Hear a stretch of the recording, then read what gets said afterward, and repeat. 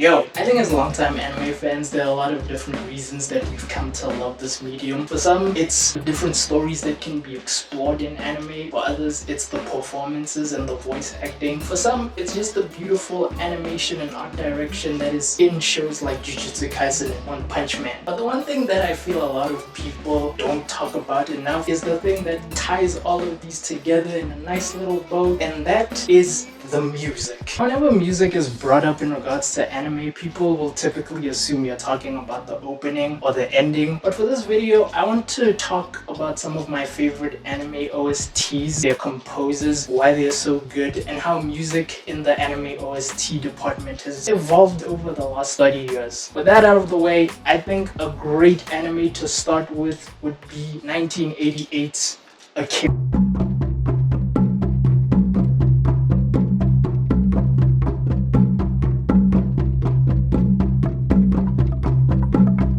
AKIRA's OSTs is one of the most unique soundtracks I've ever heard in an anime. It has this almost industrial feeling to it, if I can describe it any other way. Much like the story of AKIRA itself, it has this sense of organized chaos to it. Whether it's these Japanese drum-style rhythms on tracks like Kaneda or Battle of the Clowns, or the creepy yet ominous tones on tracks like Tetsuo, the themes of Tetsuo's tracks, the OST takes you on a journey. Shoji Yamashiro, the composer of AKIRA, found this way to always have this sense of foreboding tension within AKIRA. I actually found this article in the Japanese Times, link in the description if you want to check it out yourself. And the article states that the director for AKIRA, Katsuhiro Otomo, gave Shoji Yamashiro the creative freedom to do whatever he wanted with the soundtrack, with the only request that he followed two specific themes that he would give him. The first theme would that be the music would be festive, and it would also feel like a requiem. And because I'm a dumbass who didn't know what requiem meant, I googled it. I'm gonna read out the definition because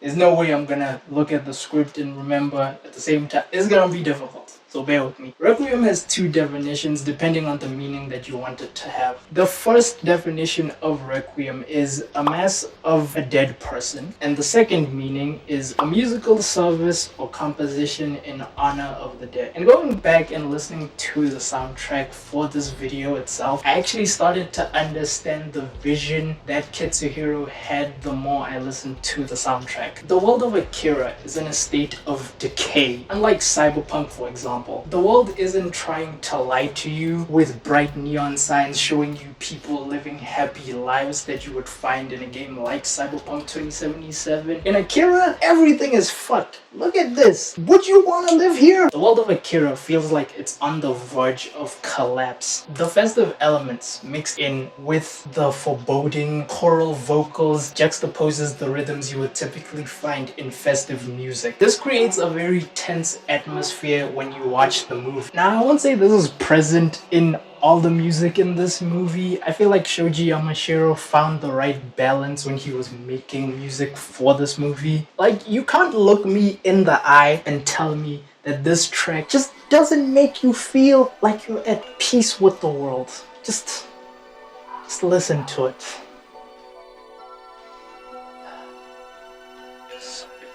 You also can't tell me that this track doesn't make you feel like riding your motorcycle at 2 a.m. in the middle of the night on the highway when the whole world is asleep. I actually watched Ghost in the Shell before working on this video, and I actually noticed some elements that are pretty similar in terms of the music when you listen to the music for this movie. This is just my own speculation, but I do feel like the composer for Ghost in the Shell was sort of inspired by the soundtrack for AKIRA, but that's just my own personal speculation. Let's move on though to another great soundtrack.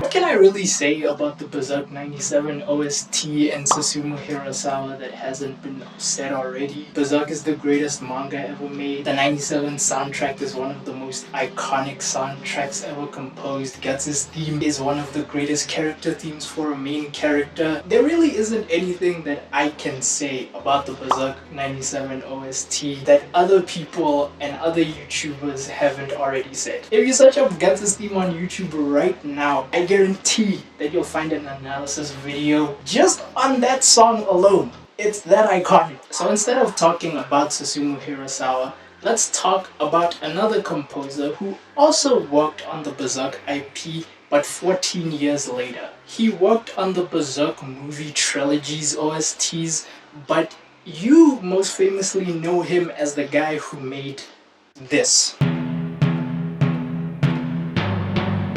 Shiro Sagisu is the composer who made the soundtrack for Neon Genesis Evangelion. He also made the soundtrack for Magi, which is pretty cool considering the style of OST that is in Magi. And it comes from literally the same guy who made one of the soundtracks to the most critically acclaimed anime of all time. Now I'll be honest with you for a second, I haven't finished Eva. I'm currently on episode 7, but from what I did watch and the music that I did listen to, the music really grabbed my attention. Eva's soundtrack is rooted in not only classical music, but it's in a bit of other genres as well. We've got jazz, we've got bossa nova, we've got Latin slow music if that's your cup of tea. And the thing I find really interesting about the soundtrack is how the music contrasts with the very abstract and thought-provoking nature of the show. And I don't mean this for the action heavy, like I don't mean these specific scenes with the fighting. I mean these character themes that sound like a Wii store music. This shit is hilarious. One thing I personally enjoyed when listening to the OST was how well the character themes perfectly describe each character. Rei first and first Shinji, because I'm not gonna say one Shinji and Rei. This is stupid. Rei first and first Shinji perfectly describe Rei and Shinji as characters. The Shinji track starts with what I can only describe, and I could be wrong, so if there are any classical trained musicians, please tell me in the comments if what I'm saying is correct, because I don't think it is. A curse. I'm not saying that right. Google! How do you say this? Berseus. Another name for this Berseus is called lullaby. The reason I compare it to a lullaby in the beginning is because of how Shinji's character is portrayed. We all know the get in the robot meme, but Shinji doesn't want to get in the robot, man. He'd much rather sleep and avoid the stressful responsibility that his father is trying to put onto him. But as the song continues, it gets louder and it feels like Shinji can't escape this responsibility that he's trying to avoid. Rei's track feels a bit similar, but it's more carried by its piano for its duration. I don't want to get into any spoiler-esque territory, so I won't, but Rei's character has always been portrayed to be the more mysterious-esque type of character, and considering the reveal of the show, the song makes a lot of sense with the tone that it's going for. From somber piano passages to orchestral strings, violins, and blaring horns, Ava's OST is really one of a kind, and I think it perfectly encapsulates that era of music in anime. Animes in the 80s and the 90s felt very orchestral, they felt very experimental, they felt very industrial, and with how popular shows like Mobile Suit Gundam and Ava were, I can only imagine that it was a lot of synth heavy stuff in other anime. I haven't seen all these animes, so please take everything I'm saying with a grain of salt, but you can really feel the style of music that was used during that era. If it wasn't in shows like Ava, for example, that had orchestral strings, it was in shows like Gundam that had synths and horns and strings to get that whole big grand vibe that the shows were going for. But in my opinion, the 2000s and the 2010s would kind of see a shift, a very big one, with anime OSTs, and that is because of one anime composer in particular.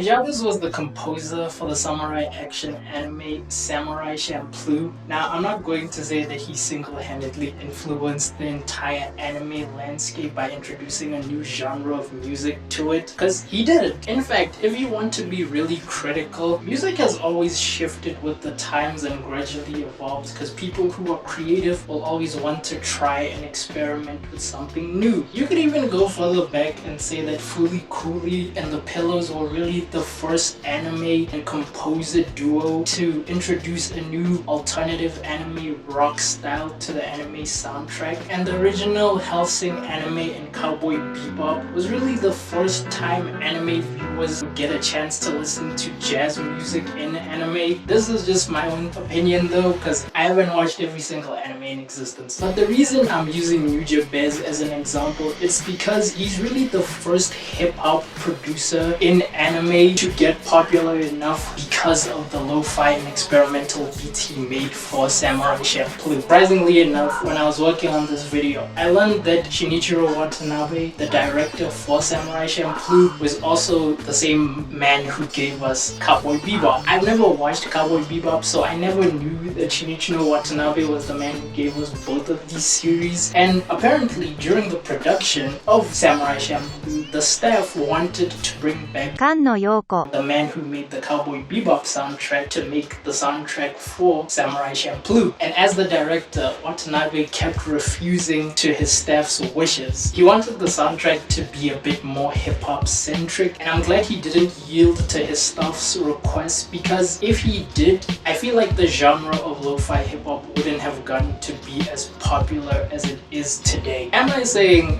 that Samurai Champloo popularized jazzy hip-hop lo-fi beats? Maybe. And the reason I haven't spoken about the show itself is because I feel I need to talk about how important Nujabes was to the landscape of music and anime. I really started to feel Nujabes' influence around the time I watched Gurren Lagann, and Gurren Lagann has multiple styles in its soundtrack, from hip-hop to jazz to orchestral to R&B, and I feel the reason because of that is because Nujabes kind of laid the groundwork, you could say, for anime OSTs to be different. And 11 years later, that impact was really felt in the Megalobox OST. In my opinion, you can really feel from the hip-hop beats, from the jazz-centric cuts on this OST, that the music here has that Nujabes-esque type of mood to it. I feel like if he was still alive, he would have probably composed for the Megalobox anime. It's not shocking to anyone the impact Nujabes had on anime, and it's still felt even today in the 2020s with animes like Mashle, Magic and Muscles, and how that OST also has a very hip-hop centric flavor to it. But I feel like the impact of anime on the hip-hop sphere kind of warrants its own video to talk about, because there's a ton of things you could talk about, like Megan Thee Stallion, with how she loves anime and is a giant weeb herself, and how some producers, myself included as well, use anime soundtracks to make some songs. I also learned this the other day. Apparently, one of the songs on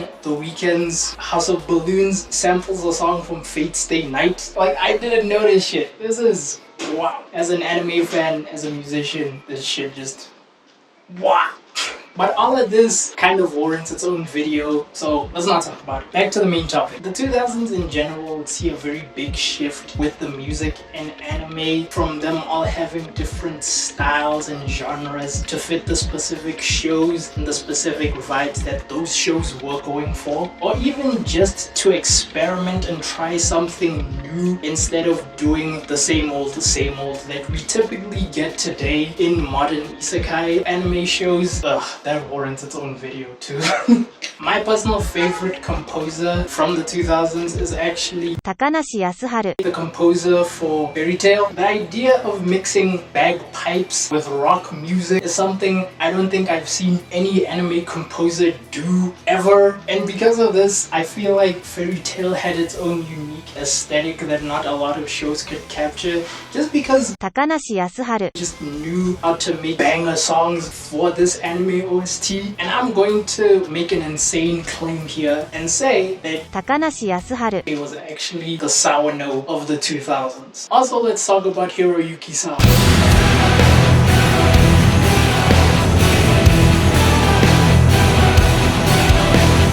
The 2010s will probably go down as the most monumental decade for anime. One of the reasons I feel like anime became so popular was because of the release of Attack on Titan in the early 2010s. I can't say I was around during the explosive boom of Attack on Titan. I was 12 years old, so I didn't really know how popular the show was. But fast forward to when I was actually starting to become an actual anime fan, and that was around the time that Attack on Titan Season 3 was airing. One thing I always noticed about Attack on Titan when I was watching it back then was how the quality of music never decreased. From season 1 and even now all the way until the end of the show, the music has always been peak. And the reason I believe I enjoyed the music so much was because the composer Hiroyuki Sawano is just perfect. Like, I don't know how to put it, but this man is just incapable of making a terrible song. Even my least favorite tracks on the Attack on Titan soundtrack are still phenomenal tracks. The reason I believe the AOT soundtracks are the pinnacle of music soundtracks in anime is because they combine so many genres to create a cohesive sonic experience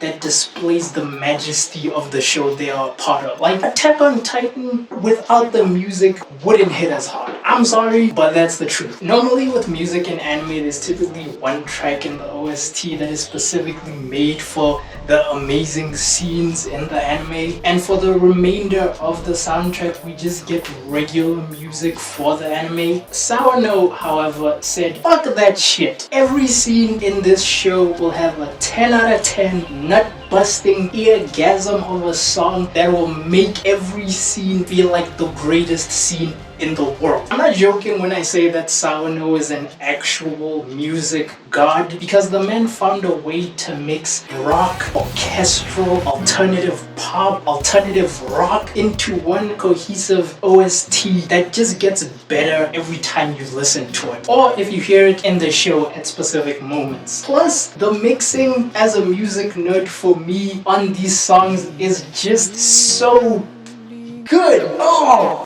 I've never gotten musically bricked up before from a song, but Sawano just does it, man. Like, it is genuinely scary to me how good the music and the Attack on Titan soundtracks are. And the reason I say that is because I don't think I've heard or seen a composer this dedicated to not making their OST feel like an afterthought, but an actual part of the show that is memorable and amazing. Hiroyuki Sawano proved to me that an anime OST doesn't have to just be background music. It can work with the show to not just create a visual experience, but create a sonic experience that takes you places. And I feel like after the Attack on Titan soundtracks, composers really stepped their game up. We've seen this with shows like Vinland Saga and The Case Study of Vanitas, shows composed by Yutaka Yamada and Yuki Kajura, but Sawano and all these other composers I just mentioned weren't really my favorite composer during the 2010s. That honor goes to